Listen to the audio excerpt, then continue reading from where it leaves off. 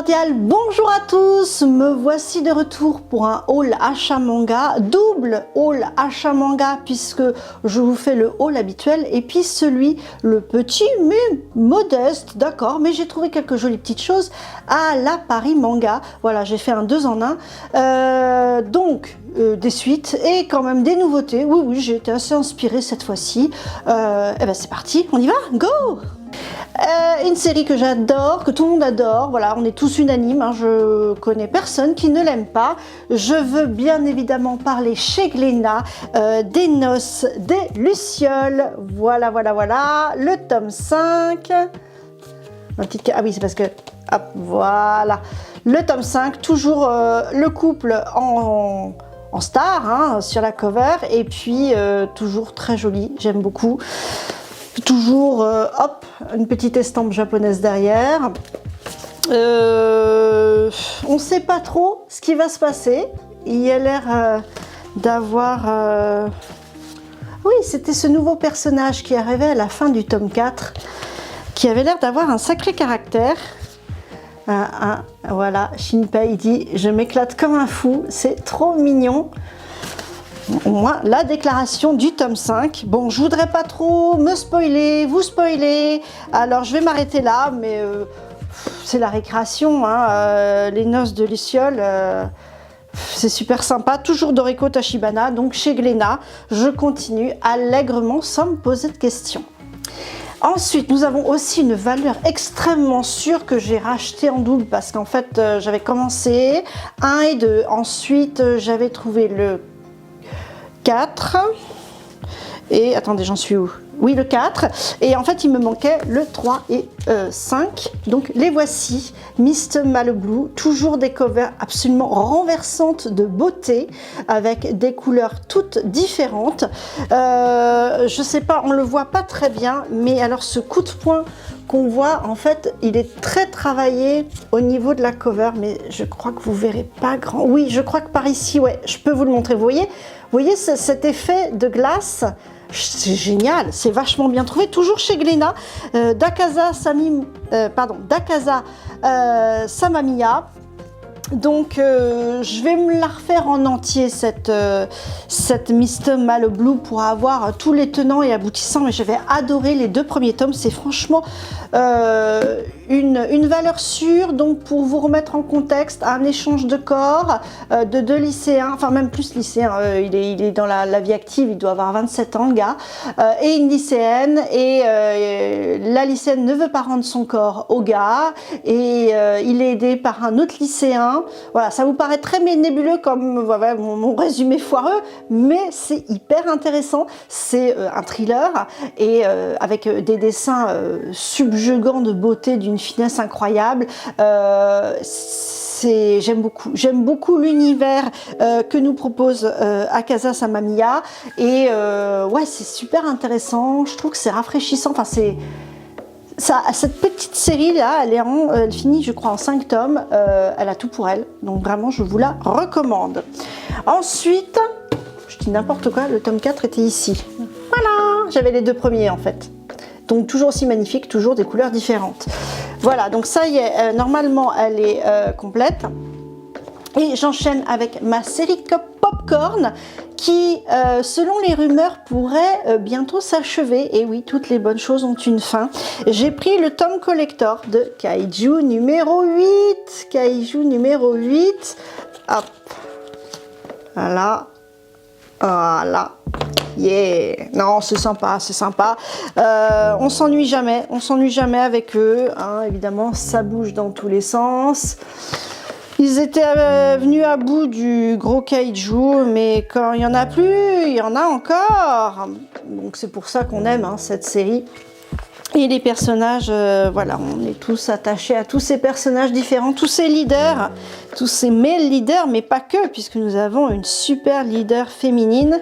Où elle est, notre super leader? Eh ben, j'en sais rien. Il y a des trucs un peu bizarres, je veux pas vous spoiler, mais je m'y retrouve pas trop. Je connais pas trop, à part nos personnages, voilà, les chefs de section. Je sais pas trop ce qui se passe là-dedans. Je suis un peu perdue quand je vous... Mais bon, ça déchire, toujours et autant. Voilà. Bref, c'est pas clair ce que je vous dis, mais toujours est-il que c'est la série Popcorn par excellence et on remercie Naoya Matsumoto pour son travail de fou chez Crunchyroll, le 15e tome. J'enchaîne avec toujours une série que j'aime beaucoup. On est sur le 2e arc, 10e tome de La Petite Faiseuse de Livres de chez Ototo. Tac, tac, tac. Voilà. Ma caméra, voilà, fait une précision, une mise au point. Donc, à mon avis, pas mal de travail de mana pour notre petite puce, notre petite Maïne. Et puis, ben, ça bouge aussi pas mal hein, de ce côté-là. Alors, j'avoue, je sais plus où on en est, hein. Faut pas me demander. C'est vrai que ça fait un moment que j'ai pas lu la série. Quand il y a des écarts comme ça, c'est ce que je fais. Je sais pas si vous le faites, mais je lis en général le tome qui précède pour me remettre les choses en tête. Le dessin est toujours magnifique. Et puis, ça bouge dans tous les sens. C'est une très belle série. Pour ceux qui n'ont lu que la série, il y a l'animé qui est vraiment très valable. J'ai passé de très bons moments devant. Donc je vous recommande. Voilà, ça suit son cours. Je ne sais pas trop combien d'arcs ils vont nous proposer ou de tomes, mais en tout cas, ça suit son cours. C'est vrai que je le prends sans me poser de questions parce que c'est attachant. Ben, ça parle de livre, ça parle de magie, ça parle de réincarnation, ça parle de voilà, une fille qui sait ce qu'elle veut, ça me plaît. Voilà, est-ce que ça vous l'a vendu? Pour ceux qui ne connaissent pas? Non, parfait. Ah, pareil, eh bien nous sommes dans la période d'Halloween et je pense que ça fit totalement puisque nous sommes au 18e tome des Somato de Shadows House. Voilà, et nous en sommes à une certaine unification pour ceux qui ne sont pas initiés. Il s'agit donc des ombres qui ne font plus qu'un avec leur humain, n'est-ce pas? Et ça, quelquefois pour le meilleur comme pour le pire. Quelquefois, le couple ne s'unifie pas et c'est une tragédie. Et donc, voilà, ils savent que ça arrive. Kate essaye de pallier au maximum les manigances d'Edward que nous voyons avec son superbe costume inanérable. C'est toujours magnifique le travail des ombres. On voit Anthony encore qui est de la partie. Enfin Christopher, Anthony derrière. Qu'est-ce qui arrive à notre petite Emilico? C'est voilà toute la question. Nous sommes dans un suspense insoutenable et je vais arrêter de me spoiler rien que pour vos beaux yeux. C'est court, bref, mais intense. C'est toujours aussi souple. Mais bon, toujours chez Glénat, des Somato, ouais, une valeur sûre pour ceux qui ne connaissent pas. Il y a aussi l'animé, mais par contre qui ne suit pas la série manga. Et franchement, c'est une super série. C'est dans un microcosme, hein, on parle d'un château. C'est fantastique, mais c'est aussi un thriller, une lutte de pouvoir, et c'est super intéressant à suivre. Nous allons passer maintenant aux nouveautés que j'ai trouvées. Alors, en nouveauté, on me l'avait recommandé, je l'ai vu chez ma copine La Récré de Chloé, je l'ai vu un peu partout, j'ai dû le voir aussi chez Alicia, enfin voilà. Alors je me suis dit, ah, qu'est-ce que c'est que cette nouveauté? Donc ça s'appelle Les Enfants du Pommier, vous voyez, j'ai même pas enlevé le blister encore. Les Enfants du Pommier de Ai Tanaka. Et c'est au lézard noir, ce sont les petits formats du lézard noir. Moi je suis assez confiante, le lézard noir a souvent de très bons choix littéraires, enfin voilà, des très bons choix éditoriaux.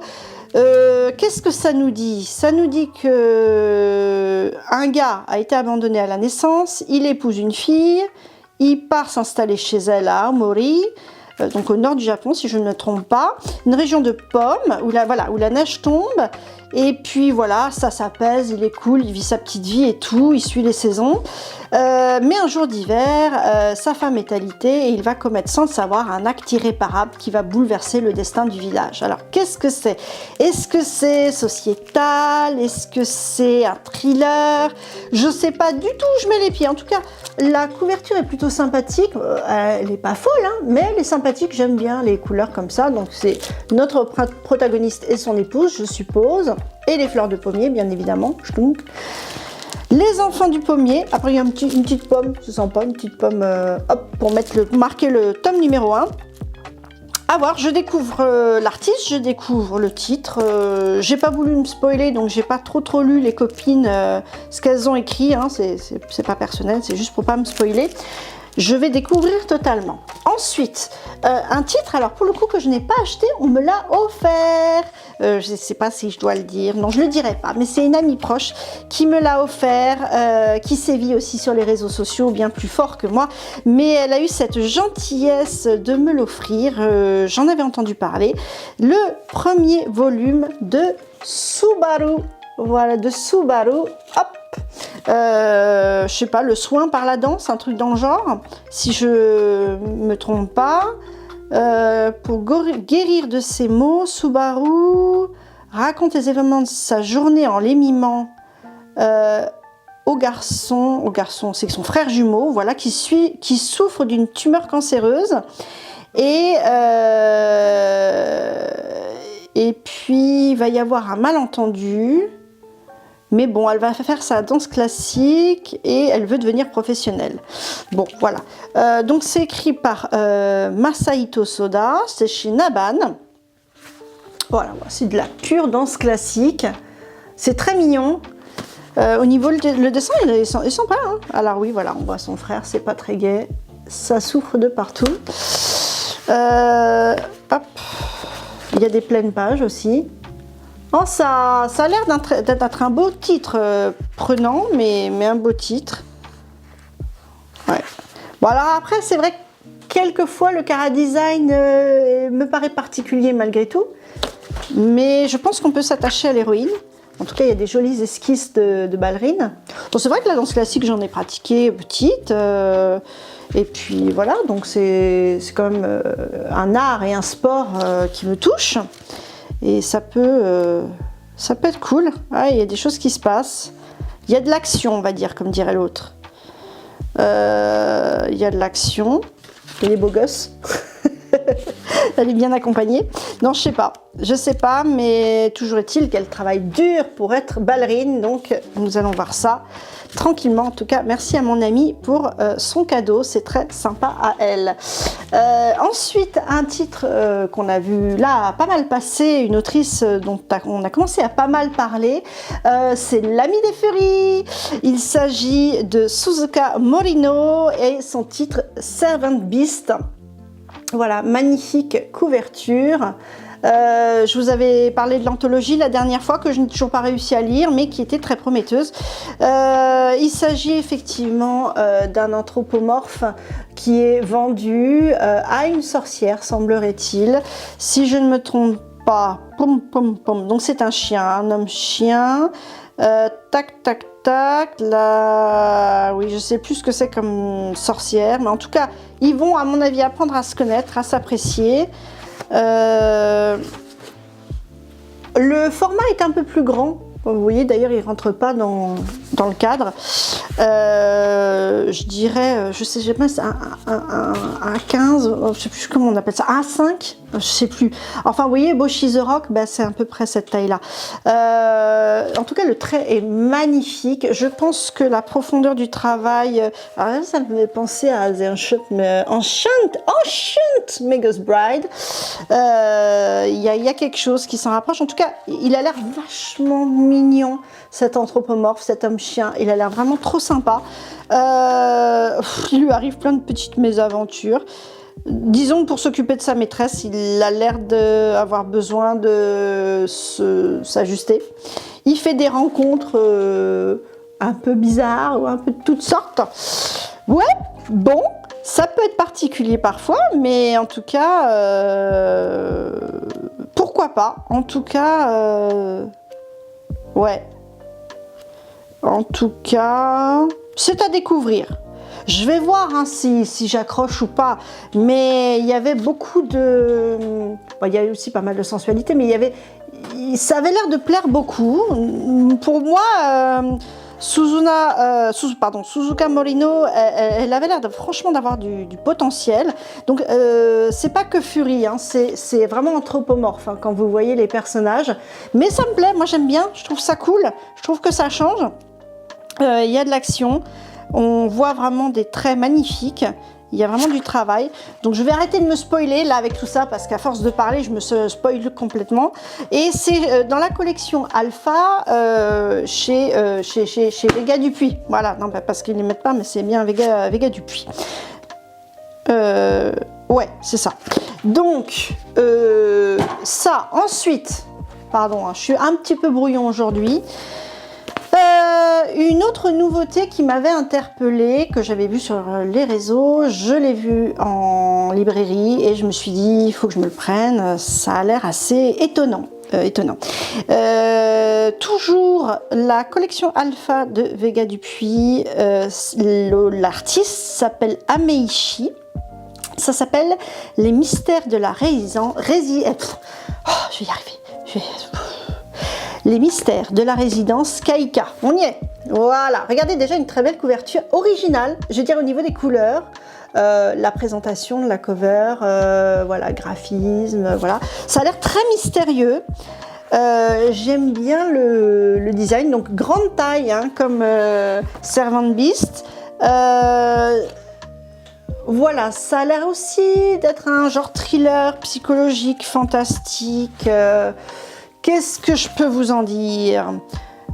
Donc, c'est une maison de style colonial espagnol, pam pam pam, avec des appartements différents, raffinés, raccordés au téléphone. Donc, tout le confort, je pense, du début du XXe siècle. Tac, un restaurant au rez-de-chaussée, la résidence offre à ses habitants le confort moderne, voilà. Nanana. Et oui, et alors? Développer un peu parce que c'est gentil, mais je suis pas en train de visiter une résidence pour louer ou pour acheter. Bref, bon, il y a quand même de l'étrange qui en découle, qui en ressort. Je vais aussi encore arrêter de me spoiler. Ce me semble c'est fin 19e, début 20e. Hein, Taisho, je crois. Et voilà, tout le renouveau, la reconstruction du Japon aussi, peut-être après un certain tremblement de terre. Bref, j'arrête de passer les pages, je suis en train de me spoiler.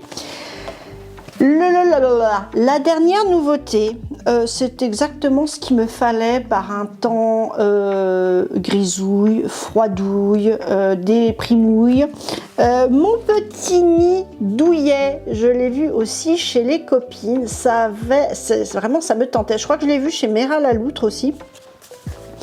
De Chiaki Ida chez Soleil Manga. J'aime beaucoup la couverture. Déjà, c'est ce genre de couverture beaucoup trop mignonne.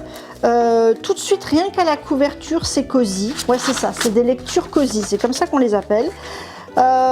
C'est du, je pense, Slice of Life, hyper chill. Trop mignon. Quand vous regardez un plat, vous avez juste envie de le déguster dans la minute. Alors je sais pas du tout, on est 5 petits appartements japonais très cosy, dépeints avec beaucoup de douceur et de minutie. Et bien voilà, nous sommes ravis d'être des petites souris qui vont regarder un peu comment ça se passe. Ça a l'air d'être des jeunes locataires ou propriétaires, à mon avis locataires. Et voilà, très chill. Donc je pense que c'est un one shot, ça y ressemble. Voilà, un one shot. Voilà, bah écoutez, hein, voilà, cookies, gâteau, chocolat, petit thé ou café, j'en sais rien, mais c'est exactement ce qu'il nous faut actuellement. Alors ça, avec mon petit nid douillet, ça achevait la pile des nouveautés que j'avais trouvées. Et donc, je vais passer aux achats que j'ai faits à la Paris Manga. Il n'y en a pas beaucoup, mais j'ai trouvé des trucs. Alors, chez Kana, bon alors déjà un truc à la Paris Manga, je tiens à saluer les éditions Kana, les éditions Meian Naove Graphics, parce que c'était les seuls présents à la Paris Manga. Alors oui, il semblerait qu'effectivement la Paris Manga, ça tourne plus autour du cosplay, jeux vidéo, voilà, un peu geek, un peu plein de choses différentes. Mais alors, j'aurais fait un radio-trottoir en disant à tous les cosplayers du coin, est-ce que vous lisez des mangas? Je suis pas sûre qu'il y en aurait eu beaucoup en fait, pour tout vous dire. Et c'est tout le problème, c'est que ça m'a paru... Voilà, et c'est pour ça qu'il y avait pas beaucoup de maisons d'édition qui avaient répondu présentes, parce que c'est souvent très cher, qu'il faut les reins, il faut amortir, et clairement le public n'était pas au rendez-vous pour la lecture. Donc ils étaient tous en train de se flinguer chez Kana et chez Meian, mais bon. Bref, je suis quand même venue soutenir les troupes. Chez Kana, dans la collection Big Kana, le libraire m'avait conseillé une série que je ne connaissais absolument pas chez eux. No Longer Allowed in Another World. Voilà, donc déjà, notre protagoniste est un grand dépressif, un grand blasé. Comment ça se passe? Je crois qu'il a perdu sa femme, voilà, sa bien-aimée s'apprête à commettre un suicide amoureux. Alors lui et sa bien-aimée s'apprêtent à commettre un suicide amoureux, et au moment de passer à l'acte, un camion surgit de nulle part. Alors je ne sais pas comment c'est possible, parce qu'il semblerait que ce soit dans le Japon ancien, donc what the fuck. Et c'est alors que l'homme, écrivain de métier, commence une aventure extraordinaire, transporté dans un autre monde afin d'en devenir le héros. Et il va à l'encontre de toutes les règles, parce qu'il est le roi de la blasitude. Parce qu'il est dans un monde, il arrive dans un monde fantasy. Alors, bon, en tout cas, ça a l'air très riche au niveau de cet isekai, de ce monde fantasy.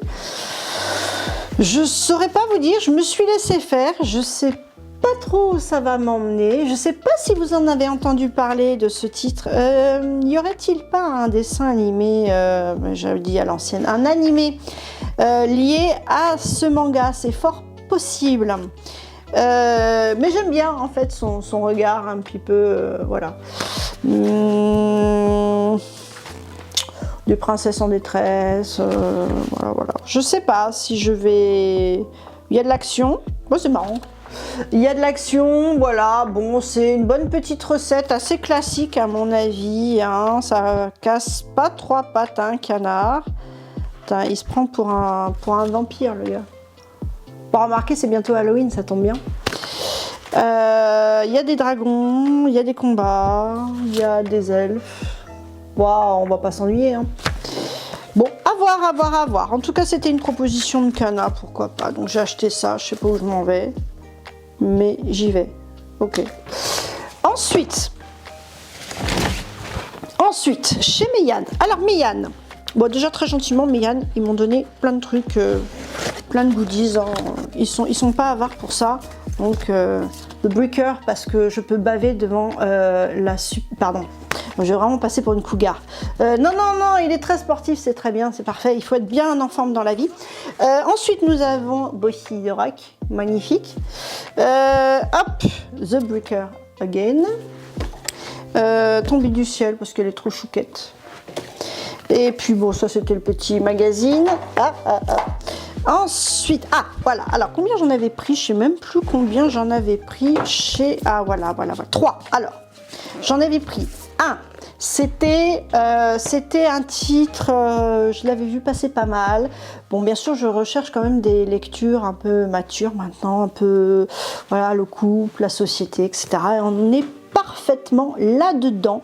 Dans ce titre, Meian, ça s'appelle One Half of a Married Couple. Voilà, vous devez le connaître certainement. C'est un titre qui commence déjà à être un peu ancien. Donc c'est une femme qui découvre la trahison de son mari, hein, son infidélité dans un SMS, je crois, un truc dans le genre. Et voilà, on va voir comment elle vit cette trahison. Oui, c'est une fille qui a l'air super bien dans ses baskets, contente dans la vie. Et puis ma foi, hop, c'est pas cool. C'est dur, dur, dur. Et donc du coup, on va demander des comptes, évidemment. Parce que son mari avait l'air d'être au-dessus de tout soupçon. Comment va-t-elle vivre cela? Et ben, c'est comme ça que je vais la prendre. Hein. Mais il a l'air de quand même la scotcher. C'est un peu bizarre. Il a l'air de tenir à elle, mais ça n'a pas l'air de lui poser problème de la tromper. Donc, bref, un salaud. Oups. Ensuite, un autre couple qui me plaît beaucoup plus, pour le coup, et un titre que j'attendais chez Noévé Graphics. Pardon, je vous ai pas dit qui c'était. L'artiste s'appelle. Alors, en duo. Au dessin, Akio Kurosawa, et l'histoire, c'est Yukino Natsukawa. Voilà. Hop.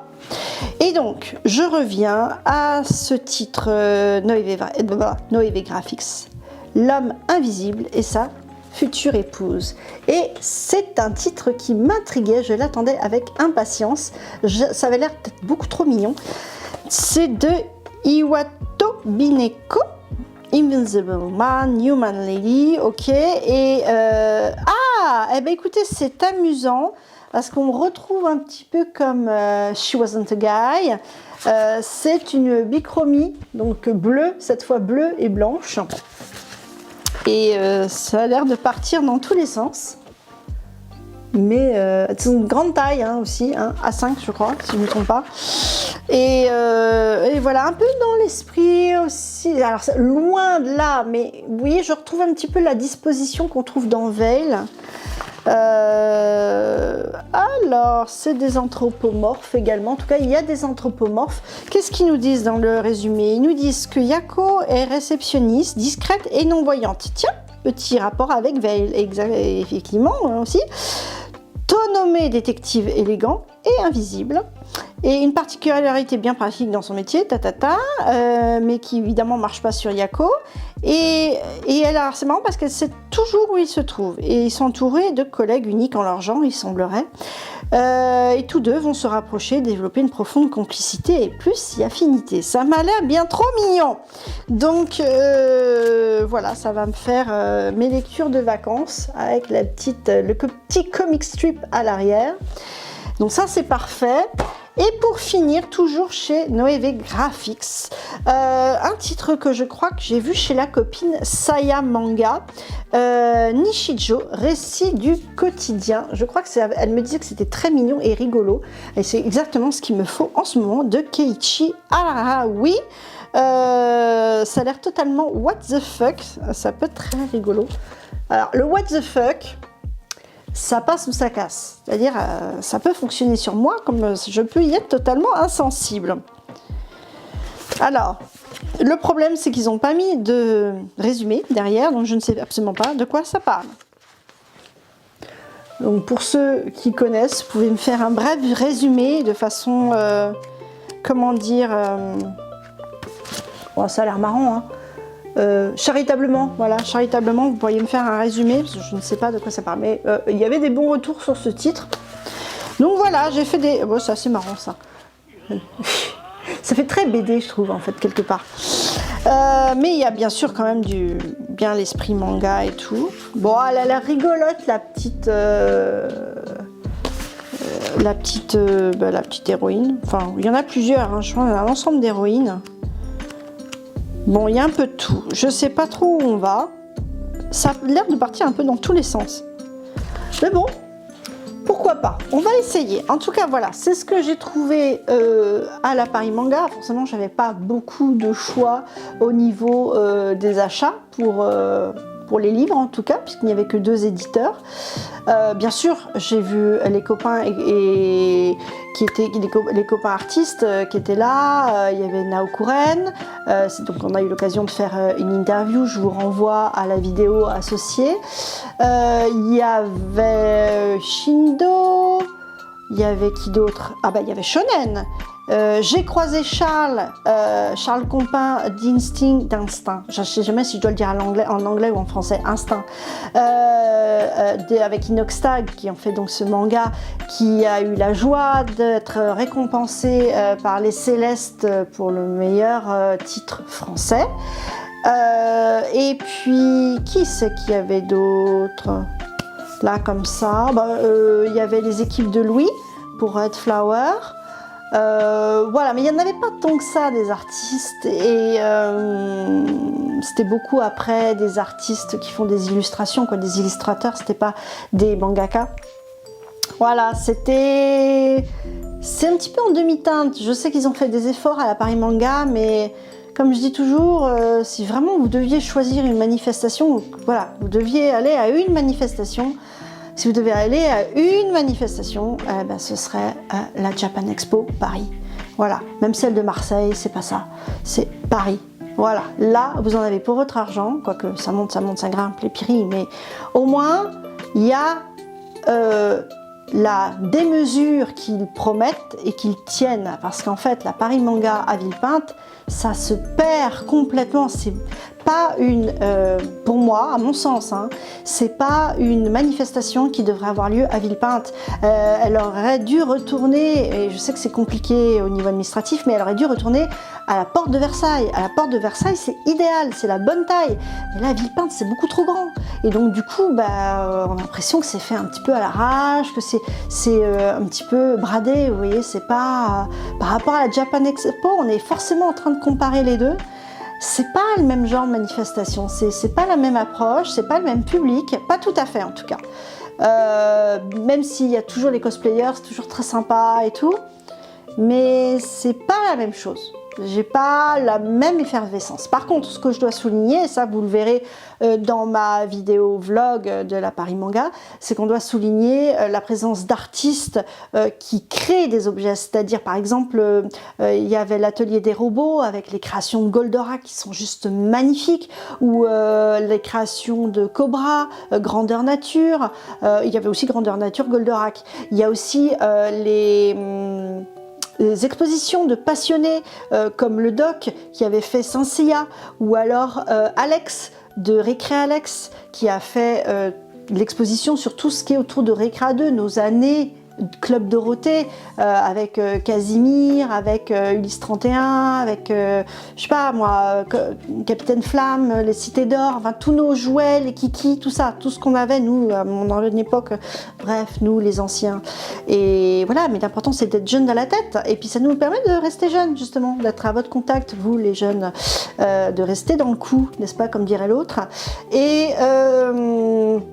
Et puis, comme dirait Alex, je reprends ses paroles, que si on n'avait pas été là, on n'aurait pas ouvert la voie au manga. Ouais, parce que le manga, il n'existait pas. Et c'est nous qui avons commencé à en lire, à regarder les animés et à promouvoir et à faire, voilà, partager avec nos enfants, partager, voilà, au fur et à mesure des générations. Et voilà, et vous en êtes là où vous en êtes. Ouais, et ouais, c'est un peu nous, quoi, c'est vrai. Bref, qu'est-ce qu'on avait d'autre comme expo sympa que j'avais vu? Ouais, c'est ça, principalement. Oui, donc il faut quand même souligner qu'il y avait des expos, mais c'était surtout le fait de passionnés qui étaient là vraiment, qui avaient fait le déplacement, qui avaient fait tous les efforts. En dehors de ça, ouais, il y avait une maison hantée. Bon. Il y avait 2-3 bricoles, mais... Bon voilà, je ne suis pas d'un enthousiasme débordant, j'y étais surtout pour le travail pour Gokuraku. Non, vraiment, pour moi, c'est la Japan Expo. Alors c'est hyper fatigant, mais ça en vaut vraiment le coup. Je crois que j'arrive au bout du projet, hein. Ça y est, je vous ai tout présenté. C'est pas un énorme haul achat manga, mais... il y a un peu de tout, d'ailleurs ça va faire un peu avancer ma palle, hein, parce que finalement j'arrive à lire simplement en vacances. Maintenant j'y arrive plus entre deux, très peu. Bref, je ne vais pas vous retenir plus longtemps. Voilà où on en est. J'ai fini, hein, ça y est, j'ai bouclé mon mois d'octobre. J'ai fait ma vidéo sur la Paris Manga, j'ai fait ma vidéo sur la musique, j'ai fait ma vidéo sur Naokuren, j'ai fait ma vidéo là que vous êtes en train de voir sur le haul achat manga. Bon, ça me paraît pas mal, hein, j'ai bien bossé, les vacances c'est mérité. Je sais pas encore ce que je vais vous faire comme vidéo à thème le mois prochain. Pour tout vous dire, j'étais un petit peu déçue des stats de la vidéo sur la musique parce que j'avais beaucoup travaillé dessus. Je sais que c'est des vidéos à thème, elles font moins de vues que par exemple des hauls achat manga, mais je peux pas, pour moi, je peux viscéralement pas proposer uniquement dans ma chaîne des vidéos hauls achat manga. Non. Pour moi, c'est intéressant de faire des interviews, de creuser sur un thème, etc.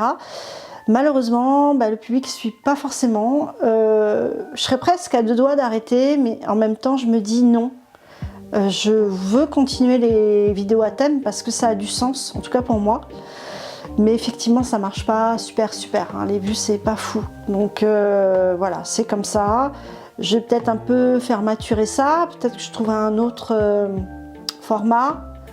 Mais ou peut-être que j'arrive au bout du bout et que je vais passer à autre chose. Pourquoi pas le podcast? On me l'a souvent dit. Même les copains podcasteurs, ils m'ont dit mais tu devrais faire du podcast avec ta voix et tout, ta présence, ta façon de faire voilà, de l'acting et tout. Je sais pas, je me sens pas encore tout à fait prête à le faire. Déjà aussi, il faut une entre parenthèses reconversion professionnelle parce que il faut que je c'est des nouveaux logiciels, etc. Je ne connais pas du tout.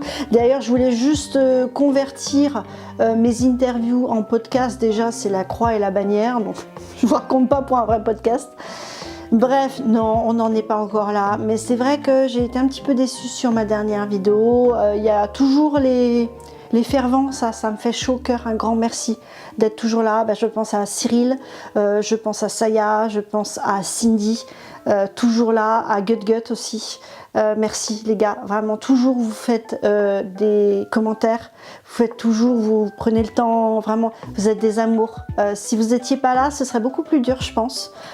J'aurais vraiment beaucoup moins la foi parce que là je suis à presque 640 abonnés, merci beaucoup, mais j'ai pas l'impression que vous êtes là. En fait, parce que quand je vois qu'il y a une centaine de vues sur ma vidéo de la musique par exemple, allez, 130, maximum 150, je me dis mais elle est où ma commu? J'ai plus de 600 personnes, ils sont où? Qu'est-ce qui va pas? Alors, est-ce que c'est le thème? Mais vous voyez, le médical, je sais pas. Ou alors, dans ce cas-là, moi je reviens, comme au début de ma chaîne, à un manga. Je chronique un manga. Allez, je fais une totale Black Butler, par exemple. Ou, je sais pas moi, n'importe quoi que j'aime bien, ou voilà, que j'ai pas encore traité. Mais bon, je trouve que ça, en ayant fait l'expérience des thématiques, je trouve que ça réduit un petit peu le prisme. Parce que en faisant des thématiques, je parle de plein de mangas différents. Je trouve que c'est vachement plus enrichissant. Au début de ma chaîne, quand je vous parlais d'un titre, c'est parce que j'avais tellement de coup de cœur, j'avais trop envie de vous le partager. Donc c'est pour ça que je faisais ça. Et puis après, je vous ai posé la question, vous m'avez dit, ouais, ce serait cool quand même les thématiques. Et du coup, j'ai suivi.